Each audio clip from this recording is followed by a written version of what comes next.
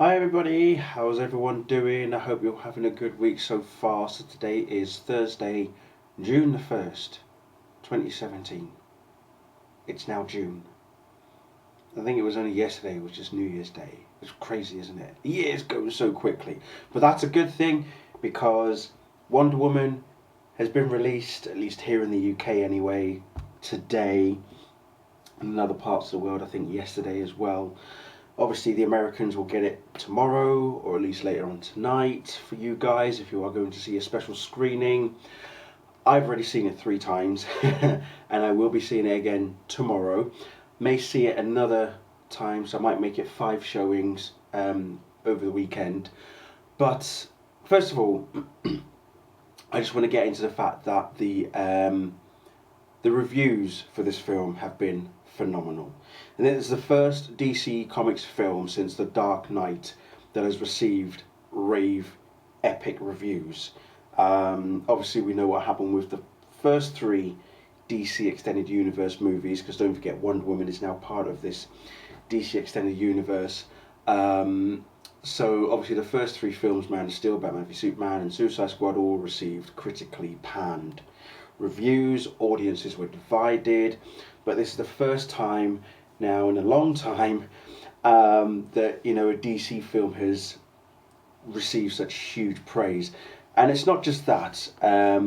Whilst I'm not a big fan of Rotten Tomatoes for one reason or another, the film has been certified fresh on that website, and it's got the highest rating of any comic book film between DC and Marvel. It's crazy to think that a film like Wonder Woman, a film that has pretty much been 75 years in the making, has finally given DC and Warner's that the light to say the pedestal to say, okay, we've done it now. Now we can progress, improve, build on this success, make all the films afterwards coming next. We've already got Justice League coming next, and then we've got Aquaman next year. Still waiting to hear about what's happening with the Flash. Then don't forget Cyborg, Shazam, Black Adam, the second Man of Steel film, the Batman being directed by Matt Reeves, Batgirl being directed by Joss Whedon, and obviously the Green Lantern Corps as well. So a lot going on, and let's not forget the Gotham City Sirens stroke Harley Quinn, female villains film as well. So there's a lot going on behind the scenes, and that's good. But Wonder Woman, I think, has now taken Warner's and DC to a level to say, all right, we're ready now. Let's kick things into action. The film itself was phenomenal. I was absolutely impressed. I mean, Gal Gadot, let's not forget, this is a woman who nearly quit the acting gig because, even after the Fast and Furious franchise, she felt that she wasn't, that she just wasn't going to get anything. So she nearly quit. And then suddenly she gets the Wonder Woman gig, and her whole world, her whole life has just changed instantly, just like that. And she is amazing. I mean, I remember when she was first cast as Wonder Woman, the first thing everyone said was, oh, she's too skinny, she's this, she's that, she needs more muscle on her. And it's like, well, hang on, her boobs are too small. And it's like, really? Prejudging as per usual. Well done, guys, because that's what you're known for. But now look at her. Everybody can see that she was made for the role, and she has done it so well, so beautifully. She has portrayed Diana in such a way that it's timeless, is what I can say. She's got this grace about her, she's got this poise, she's got this fierceness, wisdom, majestic, regal, the full, you name it, Gal's got it, basically. And I love the story. The story for the film is good. Set in World War One. Obviously, we do see the Paradise Island, aka Themyscira, just looking resplendent and beautiful. We find out how the Amazon came to existence. Why the island was hidden, and you know, and then we see Steve Trevor arrive on the island. But before all that, we see Diana growing up. You know, she's a little girl. She's watching the Amazons train. She's practicing on her own as well while she's watching them train. Robin Wright's character and Type is just absolutely fierce. I mean, all the Amazons are fierce, but Robin Wright was just superb, and Connie Nielsen as Queen Hippolyta, she was amazing as well. And what I love as well about the Amazons is that they speak English so well, but they've got a foreign accent, and that's good because obviously in the Wonder Woman like cartoons, if you watch Justice League, if you watch the Wonder Woman animated film, if you watch Wonder Woman in animated movies like Justice League and stuff, you'll know that she has more of a British accent to her, and it's very posh and very Shakespearean in some ways. Whereas in the film, they've done it in a way that, you know, yes, they can speak English, but as Diana once actually points out to Steve Trevor, we speak hundreds of languages, and it shows in the way that they talk, their dialects, their accents. It just brilliant to be able to have that sort of multicultural, you know, things. I can't think of the word to say for it, but they're very multicultural. You know, yes, they were created by Zeus or the Greek gods essentially, because you know they are based on the Greek mythology, but they've got this, you know, multicultural sense about them, which is good. You know, it doesn't matter what your skin color, you're an Amazon. That's the be all and end all basically. So it was really good, and I love that. It was amazing to see that. So basically, as I say, it's set in World War One. Steve Trevor crash lands on Themyscira. You know, tells the Amazons what's going on in the outside world, and then that prompts Diana that she must leave leave Themyscira and go and help Steve end the war essentially, because you know people are dying, innocents are being killed. It's just not pretty basically. But there's so much comedy in this as well. Oh, it was brilliant to see such comedy, especially from Lucy Davis, who plays Etta Candy. She was brilliant, absolutely hilarious. But I think both Chris Pine, who plays Steve Trevor, and obviously Gal, their chemistry between them was just amazing. It was electrifying. They bounced off each other so well. They gelled well together. The conversation that they had, the camaraderie between them at times as well was just brilliant. And Gal playing Diana, the way that Diana came across, she was very, how should I put it? She was surprised with how, you know, men behave in the outside world. She was very shocked, and she was very, you know, she was just very shocked, as I would say. She was just like, is this how you behave? You know, when innocent people are dying, you've got women and children being killed left, right and centre, and all you can do is just sit at your desk and bellow out orders that you can't do this, or you can do this, or you can't do that, this, that and the other, when, you know, it's her, as she says in the beginning of the film, it's a sacred duty to defend the world, and she feels like she can't do that whilst on Themyscira. That's why she ventures out into man's world, to see this for herself, to see with her own eyes what is going on. Why are people suffering? What you know, why can't they defend themselves? Why can't they look after themselves?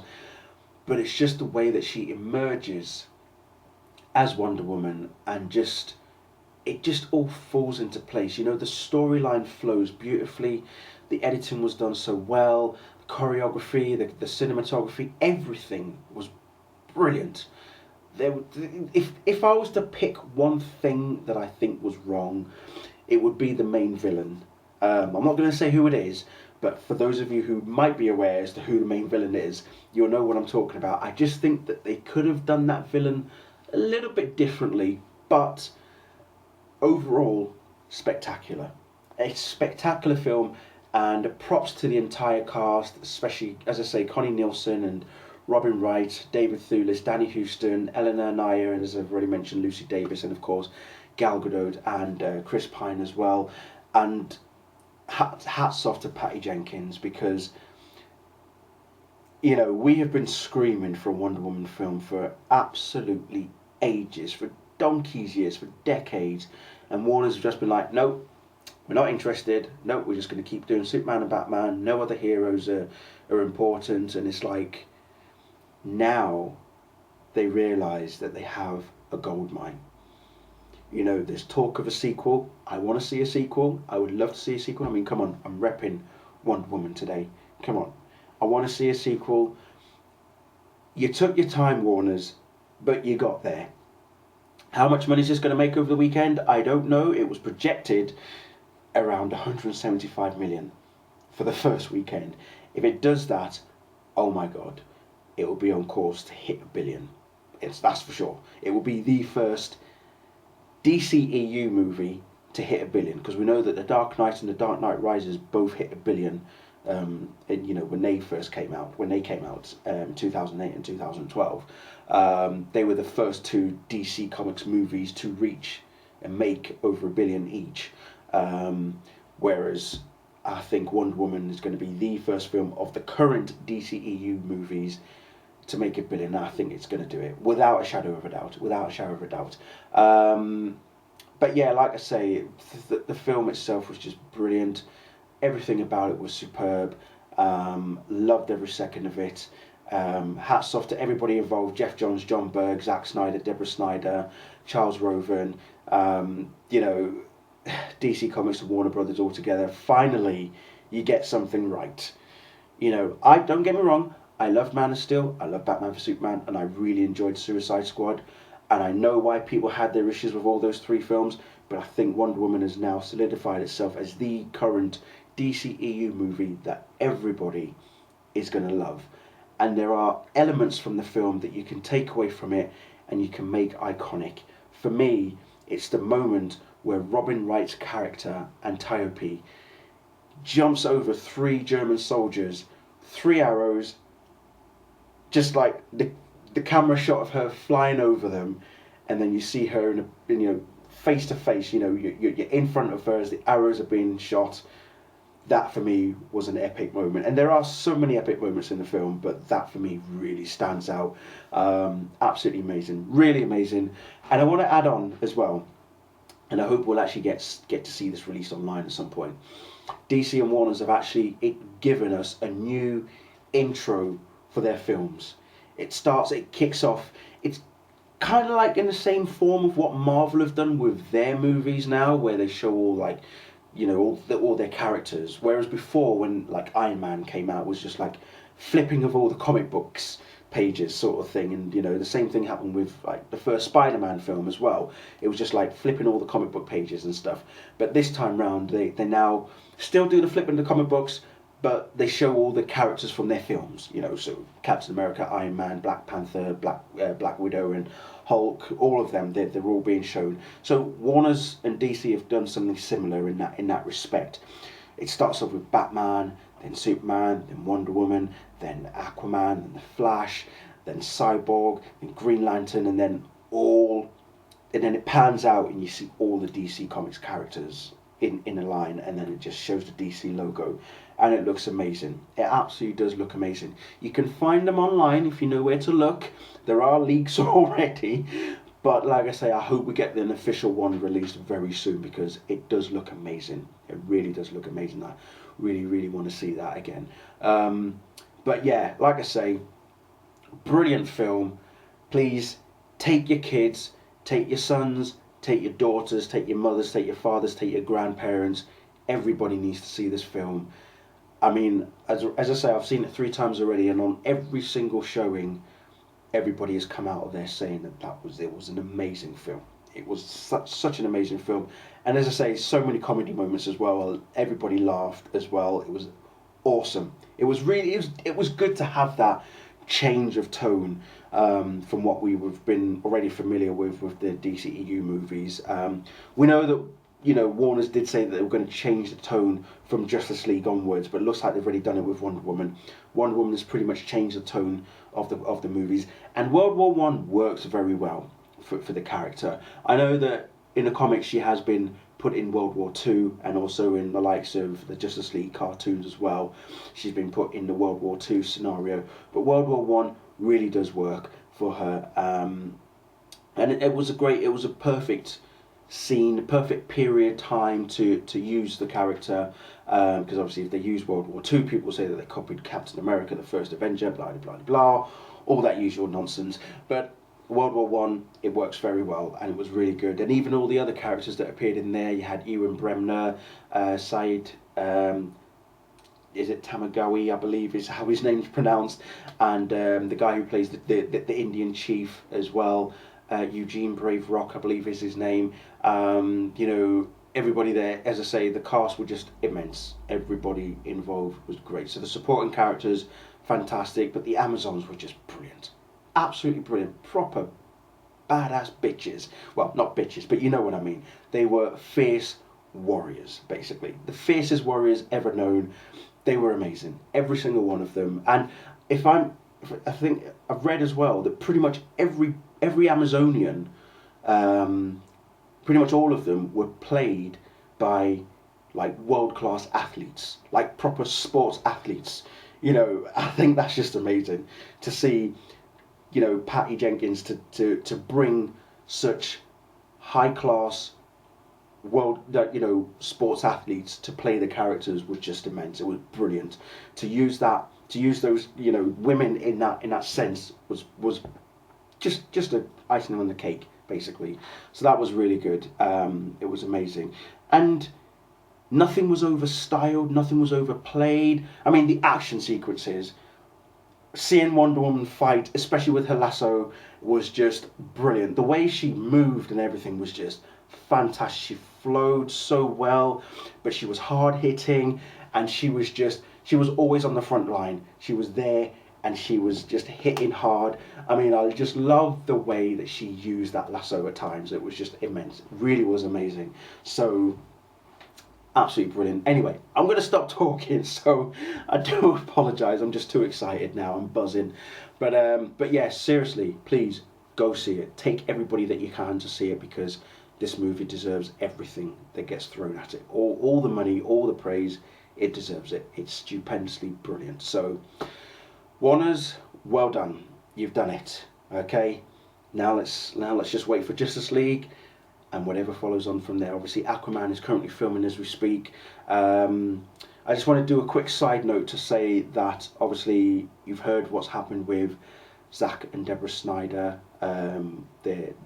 Zack's daughter that he had with his first wife, I believe. She committed suicide back in March. Zack was still trying to work. He was still working on the Justice League, but eventually it got too much for him. So he and Deborah have stepped down, and Joss Whedon has taken over directing duties on Justice League. Whether or not this means that we won't see Zack in a directing position for any future DC films remains to be seen, because we do know that he said that this Justice League was going to effectively be his last sort of DC Comics film that he was going to do. But whether he's still going to be producing, because he still produced Wonder Woman, and I think he's involved in Aquaman as well, and I would imagine The Flash. So it remains to be seen how much more involvement they'll have in future DC Comics movies. But I wish them both well, both Zack and Deborah, and it's you know, it made sense that Zack took the time off. Take as much time as you need, dude. You know, family does come first, so don't feel like you are obligated to continue. You don't need to. Family comes first, so I'm hoping, you know, time should heal all wounds, as they say. So good luck, Zack. Okay, we're thinking of you.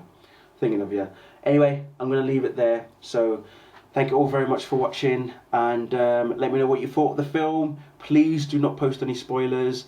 If any spoilers do get posted, they will be deleted. Thank you very much. See you all very soon. Bye.